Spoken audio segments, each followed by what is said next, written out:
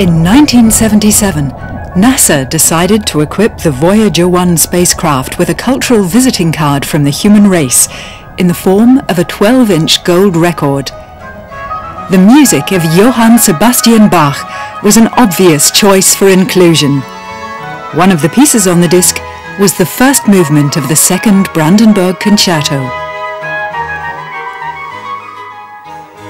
This token of the glory that human civilization can aspire to is now well on its way into outer space, but the circumstances from which it originated were in no way unusual. The 6 Brandenburg concertos owe their name to the fact that Bach sent a very beautifully copied manuscript of the 6 to the Margrave of Brandenburg, and in the foreword he refers to the fact that a couple of years before he had made the acquaintance of the Margrave, who invited Bach to send him some compositions.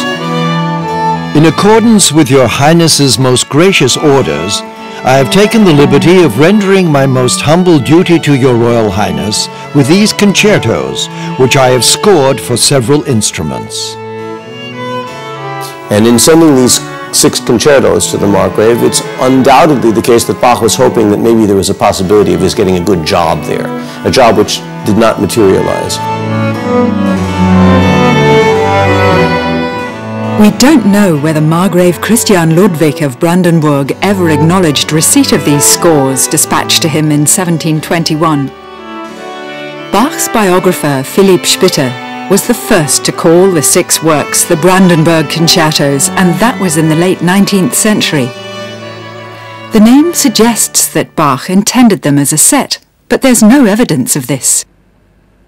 Now, we tend to think 6 Brandenburg concertos, that Bach sat down and he wrote the first concerto, he wrote the second one, finally he had all 6 finished, and that was it.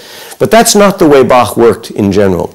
His collections, such as the Well-Tempered Clavier or the Orgelbüchlein, or in this case the Brandenburg concertos, are actually a series of pieces that were written at different times, which at a moment when it was useful to him were put all together.